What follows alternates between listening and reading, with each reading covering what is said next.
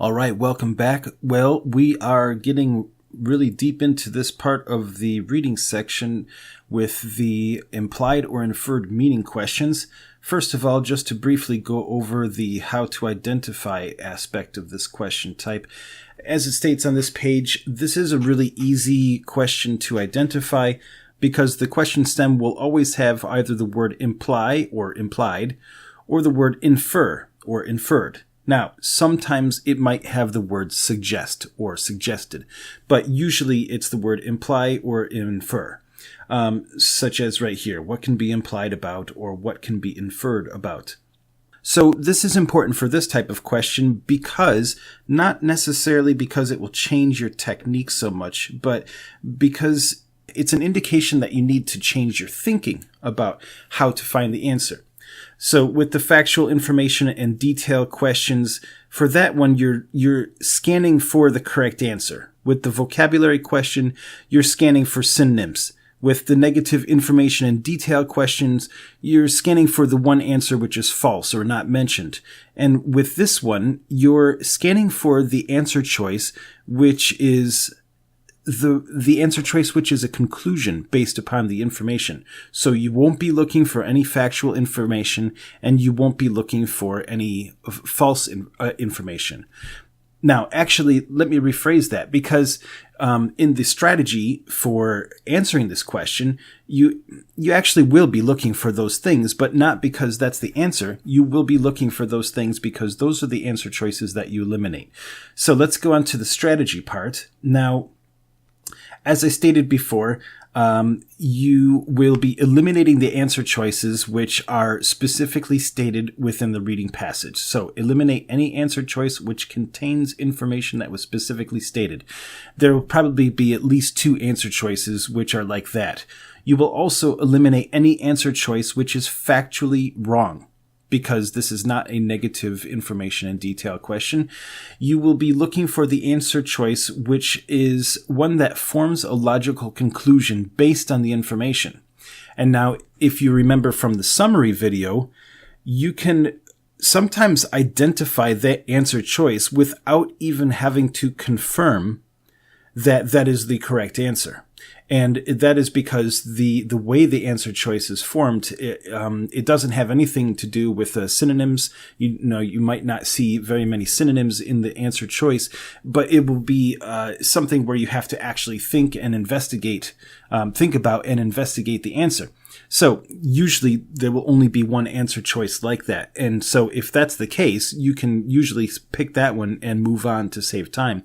But since I am the teacher, I would suggest that if you have the time, you should always, investigate to make sure that the answer choice is correct. So first of all, you should know what the word implied is. Now, I went over what this means a little bit in the summary video, but I didn't really explain a definition. So you've probably already read this. If you haven't, you should, because reading it and then hearing me speaking about it, and even if you are taking notes on this course, that makes it the information, it helps it to synthesize into your brain much better than simply watching this video.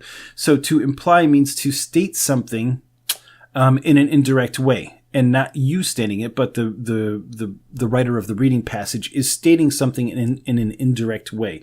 To suggest something through indirect statement. To make a statement in a way that the receiver of the statement has to deduce or infer the interpreted meaning of what was expressed, rather than to simply go by the exact words that were stated. And that's exactly what this question type is testing for.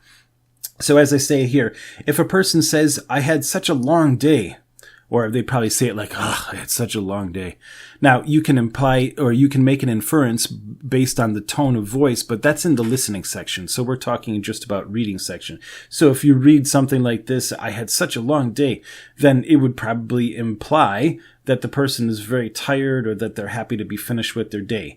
If it's written, "Thomas Edison did everything he could to destroy Tesla's reputation and career," it was probably implying that Thomas Edison was a terrible person, or that he really didn't like Tesla, or both, which is probably true. To infer means to deduce or interpret the meaning of some information that was not directly expressed, and that is what you are doing with this question type. So, in those situations, you'll have a statement like "what can be inferred by."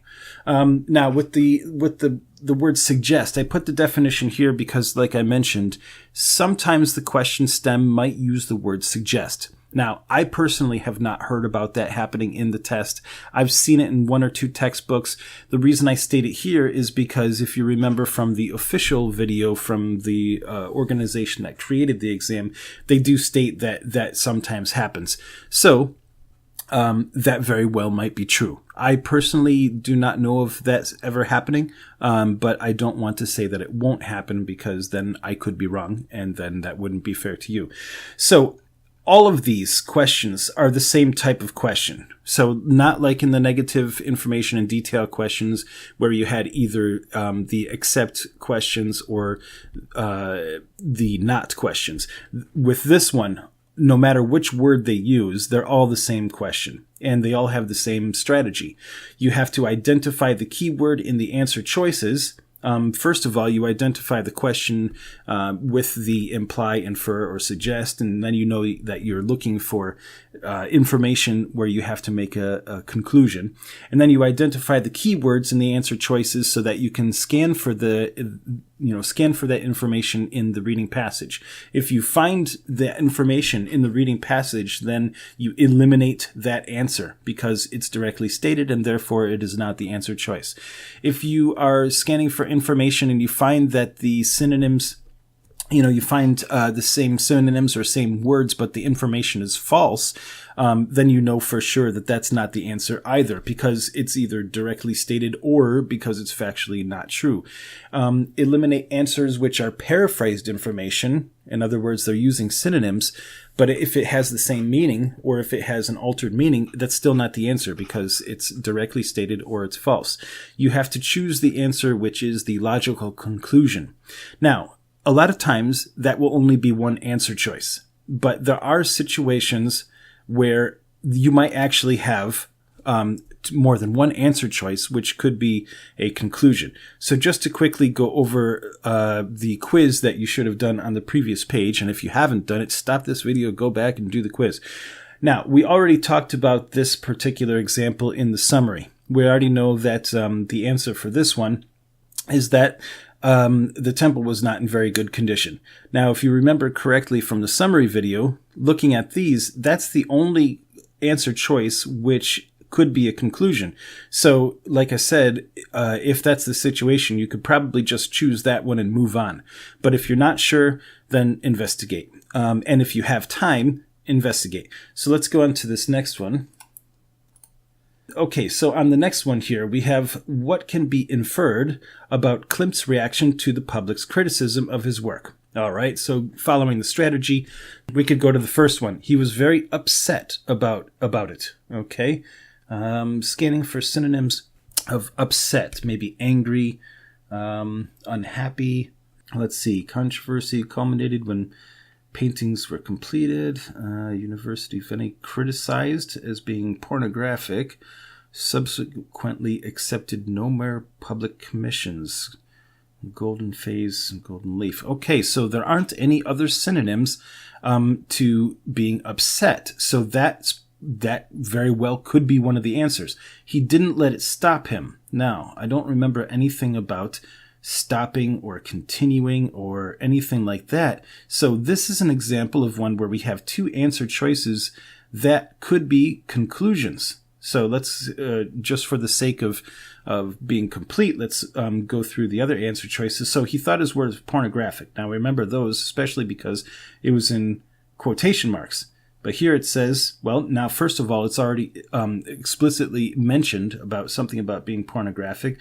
But also here, it wasn't him that thought that, it was the other people. So that's wrong information, so therefore this is not the answer. He decided to use gold leaf. Well, here they say gold leaf, but that doesn't necessarily have anything to do with the public's criticism. So that's not the right answer either. So then we have these two answers here. Okay, so the public criticized his work. Now, for a lot of people, that would be upsetting. And it doesn't say anything about being upset. The other one here, it says he didn't let it stop him. They didn't say anything about stopping or continuing or anything like that. So this is a situation where you might have to think about what could be the best answer. Now, a lot of people might be upset about having criticism, but there's nothing implied that he was upset either. They never mentioned anything about that. They never gave any implication. They simply said he subsequently accepted no more public commissions. We might assume that that's because he was upset, but we also do know that he achieved success after that. So therefore, it's clear that he did not stop. And we can get that information. It's not directly stated he did not stop. He continued. But we know that he did because of the other information that he gave. So in this situation, this one is actually the better answer, even though either of these could be a conclusion. And in normal life, this one could also be a good answer. But when you have more than one choice, you have to choose the one. So this is the answer for this one. And of course, when you check, you have some information about it. Now, as a side note, I want to mention that as of 2019, I have also heard reports that they have changed parts of the reading section so that there will be questions that could have more than one answer. So if you have a situation like this, where you have two answers which are conclusions, both of these are legitimate answers, and it says choose all the answers that are correct, you would choose both of those. But that is a new development as of 2019, and I've heard that they are only going to start doing that in the month of August, so we will definitely keep you posted about that. But this is a good example of how there are sometimes more than one answer choice, and you just have to choose the best one. Let's take a look at the last example. So, what does the author imply about Grant's company?